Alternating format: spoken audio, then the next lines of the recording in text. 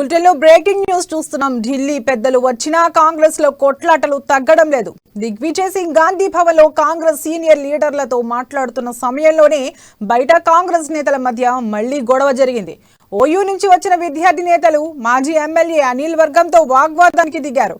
Party సీనియర్లు ఉత్తమ్ కుమార్, హనుమంతరావు, భట్టి విక్రమార్క, దామోదర రాజనరసింహ వంటి senior నేతను కోవర్ట్లు అని అనడంపై తీవ్ర అభ్యంతరం వ్యక్తం చేశారు. రేవంత్ రెడ్డి సీనియర్లకు అన్యాయం చేస్తున్నారని అన్నారు. అయితే అక్కడే ఉన్న అనిల్ ఎవరికి అన్యాయం జరిగిందని ప్రశ్నించారు. ఈ క్రమంలోనే మాట పెరిగింది. ఇరు వర్గాలు పరస్పరం వాగ్వాదం చేసుకున్నారు.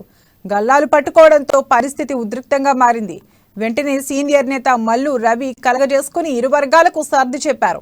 దీనిపై పలు అనుమానాలు వ్యక్తమవుతున్నాయి. అనిల్ బయటకు వస్తేనే జరిగిన వివాదంపై క్లారిటీ రాదనే చెప్పాలి. అనిల్, ఎన్ఎస్యుఐ నేతల మధ్య వివాదం యాదృష్టికంగా జరిగిందా, ఎవరైనా అనిల్ పైకి ఎన్ఎస్యుఐని పురిగొల్పారా అన్నది తెలియాల్సింది.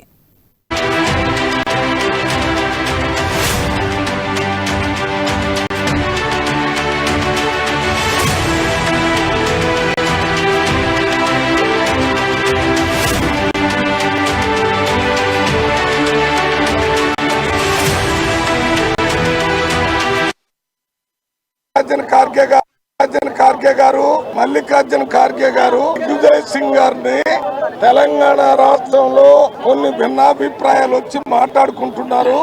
సీనియర్ నాయకులు రేవంత్ రెడ్డి గారితో మాట్లాడి అన్ని విషయాల్ని సమగ్రంగా మొత్తం పొలిటికల్ అఫైర్స్ కమిటీ మెంబర్స్ ని, ఎగ్జిక్యూటివ్ కమిటీ మెంబర్స్ ని, సీనియర్ నాయకుల్ని అన్ని రకాలుగా కమిటీ మొన్న వేసిన కమిటీ మీద, అదే రకంగా ఇంకా ఇతర విషయాలను కూడా ఎవరైనా ఏ నాయకుల మీద సోషల్ మీడియాలో ఏమొచ్చినాయి, లేకపోతే వేరే స్టేట్మెంట్స్ ఏమొచ్చినాయి, వాటి మంచి చెడులు అన్ని కూడా దిగ్విజయ్ సింగ్ గారికి చెప్తున్నారు. దిగ్విజయ్ సింగ్ గారు నిర్ణయం తీసుకుంటారు.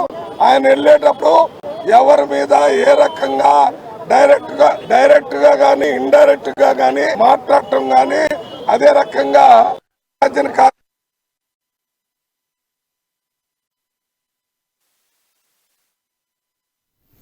ఏ సమస్య వచ్చినా ఇంటర్నల్ గా చర్చించుకోవాలి అనుకున్నామని కాంగ్రెస్ సీనియర్ నేత జానారెడ్డి తెలిపారు. దిగ్విజయ్తో జరిగిన భేటీలో ఇంటర్నల్ విషయాలపై చర్చ జరిగిందని, వాటిని బయటకు చెప్పలేమని అన్నారు. డిగ్గీ రాజాతో భేటీ అనంతరం ఆయన మీడియాతో మాట్లాడారు.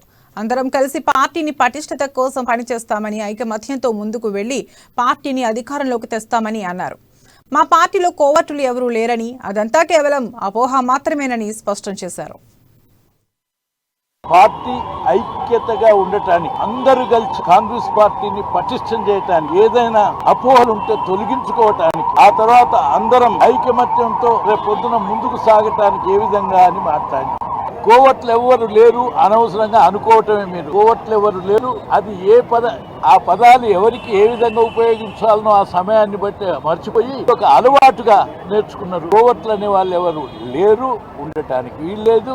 ఇది అపోహ మాత్రమే. పార్టీ ఐక్యతగా ఉండటానికి, అందరూ కలిసి కాంగ్రెస్ పార్టీ